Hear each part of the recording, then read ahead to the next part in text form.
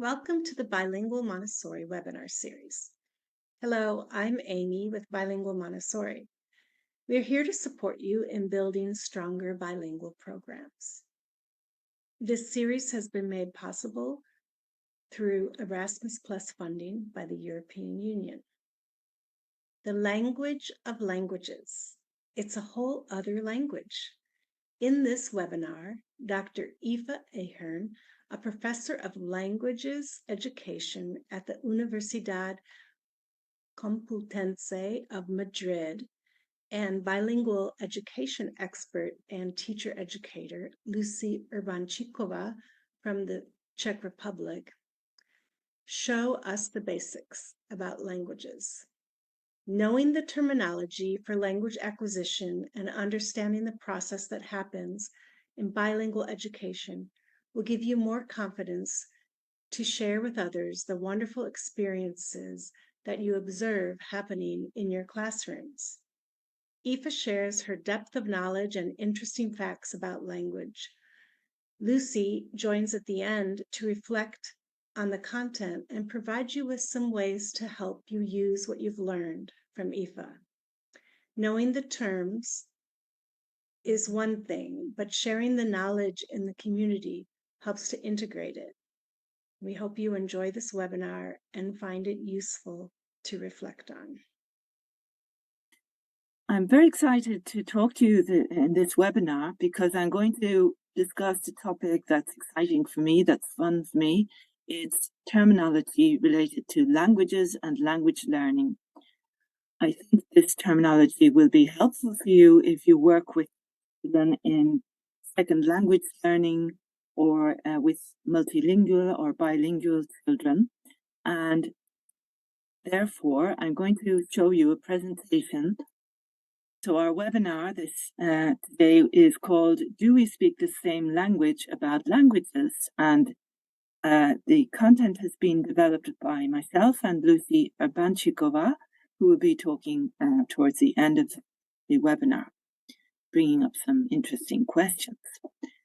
The topic is important, as I said before, especially when we're working as educators with children who may know one language, speak a different language at home and a language at school, or more than one language at school. We need to be able to discuss everything related to languages because they're fundamental to the child's development and learning processes. So we're going to cover several different topics, and we'll be discussing words related to these topics throughout this webinar. So all the words we want to really focus on are terminology connected to language and languages. Firstly, obviously, the child is the center of our attention. The child is the focus of the educational process, and we want to create ways to work in a child-centered approach in Montessori schools. So we're going to place emphasis on children's language development and what sort of concepts are important when we think about children's language development, and also languages which are something independent from the child but related to the child, so languages in relation to the child. Also, the processes of developing the first language and other languages in a child, and language ecologies, because children are situated in societies and communities where one or more than one languages are essential for their growth and learning.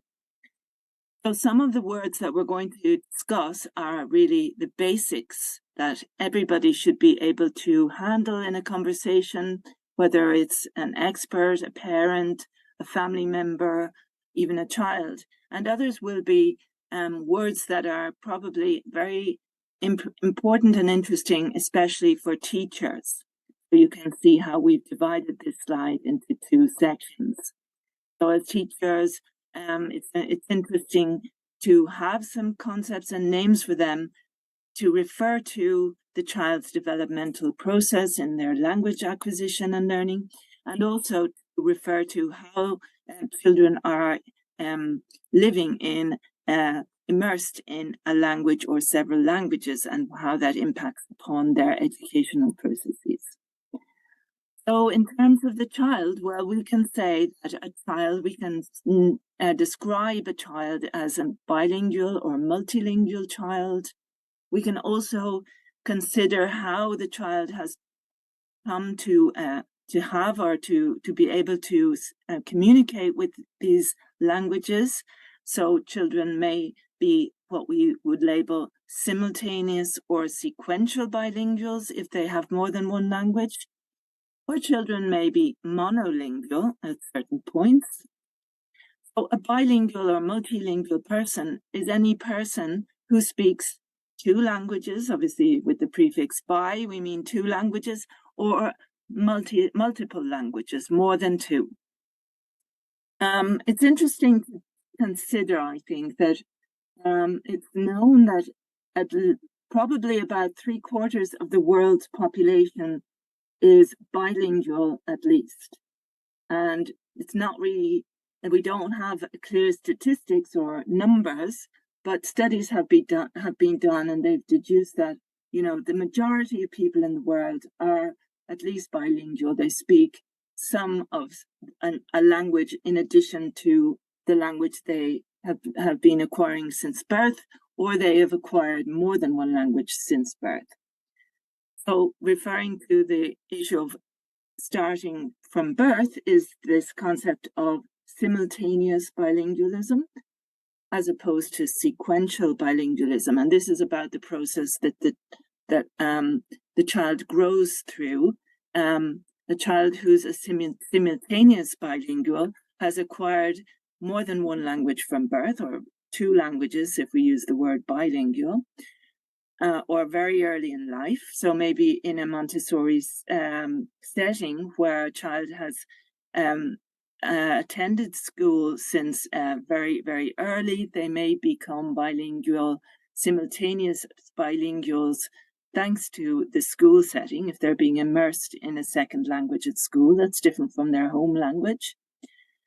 And then there are sequential bilinguals, who are children or people who become proficient in an additional language besides the one or the ones that they acquired from very early in life. So once they've established competence in their mother tongue, they acquire a new language. So we call them sequential, because it's a sequence of becoming bilingual or multilingual.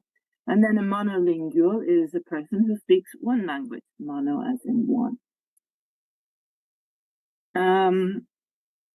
Then we have this opposition between the native speaker and the non-native speaker.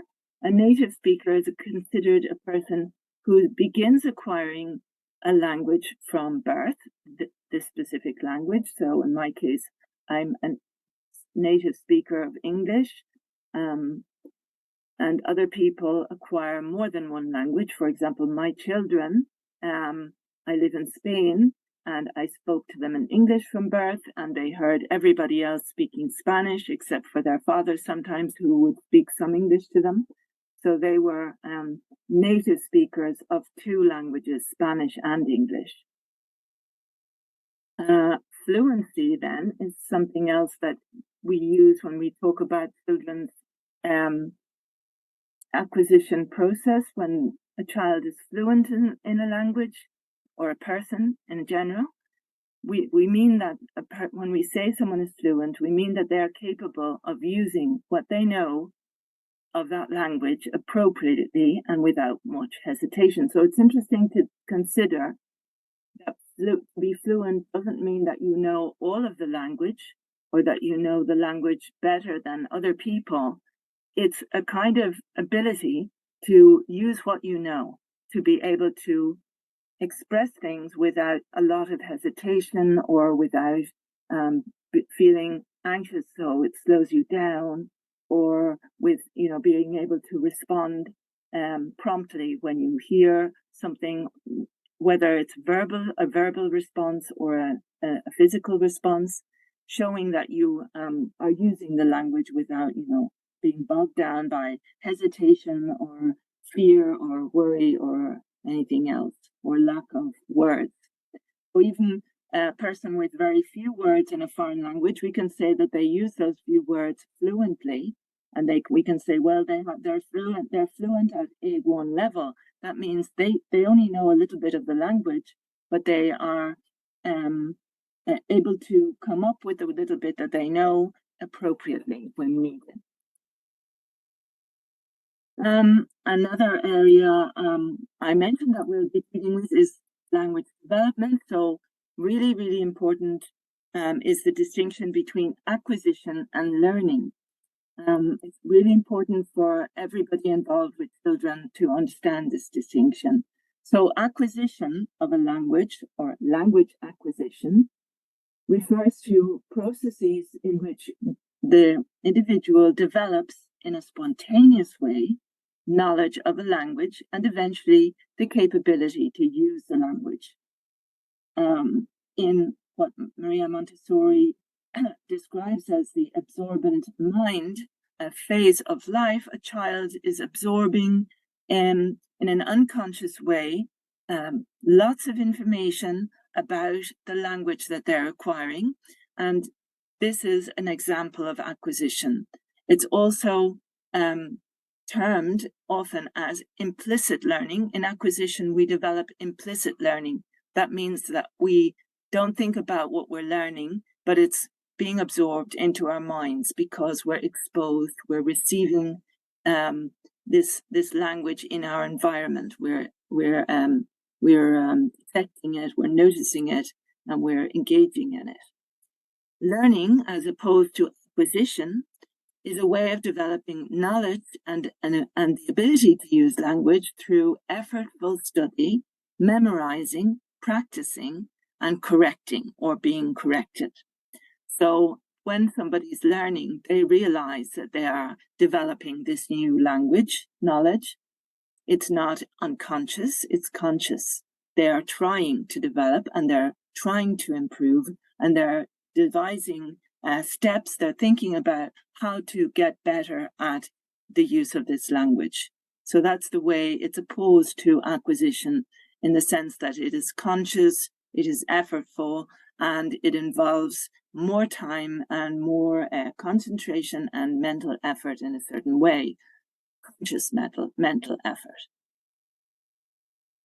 Another important distinction in the process of child language acquisition, or the process of becoming or acquiring a second language or learning a second language, is a distinction established by Jim Cummins as a professor of English and multilingual education in Canada. And this distinction is known as BICS, which refers to social language, and the acronym BICS, BICS, means basic interpersonal communication skills, as opposed to academic language, which Cummings calls CALP, and this acronym means cognitive academic language proficiency. BICS, basic interpersonal communication skills, consist of the ability to use language for ordinary everyday situations outside of school, when we need to function in life in general, but not necessarily, obviously, for academic purposes. So a child who plays using a language or does exploring media, stories, film, other resources where this language is present, or goes to a shop and uses this language, is developing their social language, their basic interpersonal communication skills, where they learn to greet people, they learn to ask for something that they need in a shop or in the park or in some other context besides a room. Whereas in the area of CALP, cognitive academic language proficiency, the child develops language that they're going to use when they write, language that they will be experiencing or being exposed to through reading content and texts about different topics, non-fiction texts usually that will be giving them information about science, biology, music, whatever other subject they're learning. So it's this integrated curriculum that's present in the Montessori schools where a child develops knowledge of language so they understand new concepts. So they learn, they enrich their vocabulary with the help of a guide or teacher, and then they become skilled through practice in using these new specific terms that are known or classified sometimes as academic terminology or academic vocabulary. They've been academic words, let's say. It can be described in lots of different ways, but it could be useful for teachers to know that in setting goals with children and accompanying them on their language development processes, the child needs to be able to use language for social interaction, but also for learning more specific content from different subjects. As for the process of learning, we can think about something I mentioned briefly before, implicit versus explicit learning, or it can also be thought of as passive versus active learning. Implicit learning is similar to acquisition. The distinction is maybe connected to what we're focusing on when we're talking about the development of language. We can talk about implicit vocabulary learning or implicit grammar learning. And there are many, many academic studies and scientific studies that show how grammar learning, for example, is much more effective when it's learned or acquired implicitly. The human mind is more attuned to holding on to information about how to use the grammar of a language when it is accumulated, this information, in an implicit way, then when we think about the language and think about a rule and try to apply it. In fact, although this is a necessary part of language learning, talking about rules and thinking about them and trying to apply them is less efficient than implicit learning of those rules. However, we often don't have the choice. Sometimes implicit learning is slow, and so explicit learning can help to boost it a bit. And sometimes people need some explicit learning to impulse, to push forward their implicit learning, especially when it refers to a language that's not in their community outside of school, and they may have limited input in this language. So explicit learning is like the same as learning, as I mentioned before, in opposition to acquisition. The child or the learner studies, tries to remember, practices, and tries to improve with this purpose in mind. The native language as opposed to the mother tongue is another important distinction in connection to languages in relation to the child. So as I mentioned before, the native language is a language that the child is acquiring from very early on in life. And this is different from the mother tongue, which is the language that the child's mother speaks. And normally, our mother tongue is the first language that we are exposed to, even inside of the uterus. And a fetus begins to detect the sounds from their mother's language and differentiate those sounds from other sounds that they can hear once their hearing has developed in the fetus. And this has been taken as evidence of certain aspects, at least, of language that are native, that are hardwired into the human brain, and they're universally shared by every human being, because every child is born with this language faculty, with this basis that has developed even before birth.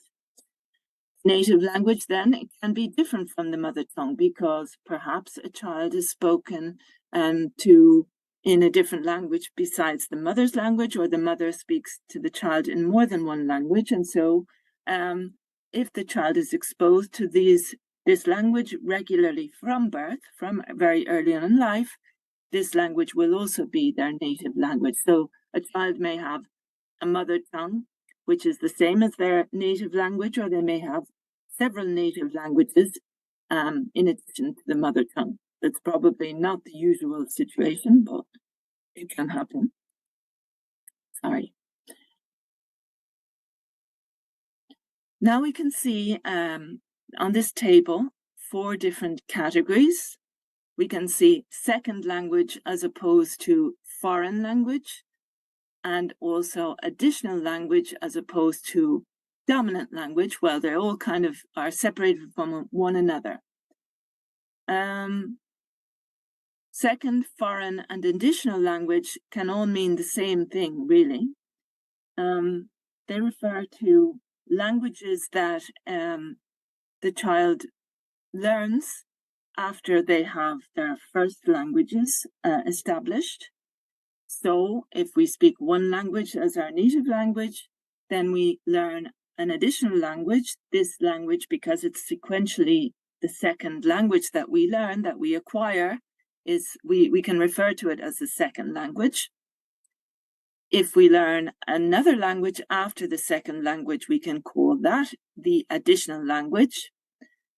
When we refer to a language that is not spoken in the community where we live, we can refer to that as the foreign language. So in the case of the English language, in many Europe, let's say in continental Europe, so anywhere on the European continent, English is a foreign language. But at the same time, this situation is starting to be thought of in a different way. Why? Because of the fact that English has become very global, and the fact that there are many different varieties of English that are being used by non-native speakers all around the world, and also because of the fact that children may be exposed to English through media, online apps, through consuming media like films, cartoons, any other kinds of games that they play in English, they might feel that it's not really foreign anymore because it's been around from the beginning for this child or these children. So yes, it's a foreign language, but at the same time, it could be thought of as an additional language or a second language. It's in our environments, even if we don't live in an English-speaking or a country where English is an official language. An additional language, it can refer to even the second language if we don't want to specify. So, in any particular school, in any classroom, it's very likely that there will be children who speak a language at home which is different from the school language and may not be English either. We will still often think of English, well, because maybe in Madrid, English is a second language for a lot of people, and a foreign language. We might call it the second language, but really for a subset of our students, it's an additional language. It's not just a second language because they already come to school with Spanish and another language from home. So calling it an additional language is a way to generalize and kind of include everybody who's in our group, in our classroom, let's say. Whereas calling it a second language could be considered a way of saying, well, this is the language for children who are monolingual speakers of our community language. And in this sense, it's kind of becoming more politically correct or maybe open to say, well, it's an additional language. Still, it's classically called a second language in educational context. ESL, English is a second language. Or EFL, English is a foreign language. They're popular acronyms that people have often heard of, probably. Foreign, again, it's a language that's from a country that's not the official language of the community. And then dominant language can be the language that is predominant in the community or in this particular person. So the language that we are more comfortable with is our dominant language. The language that is more widely spoken in a community is the dominant language for that community, and likewise with the school.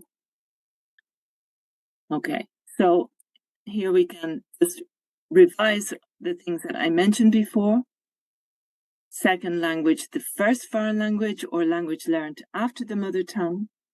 Additional language, any language learned after the mother tongue or mother tongues. So there we see how a bilingual person can be feel more included when we use additional languages. Foreign language, the official language of a different country. Dominant language, the language the speaker is most comfortable in. So thanks so much for listening this far. We're going to end this part of the webinar, and there will be a second section of the same webinar coming up.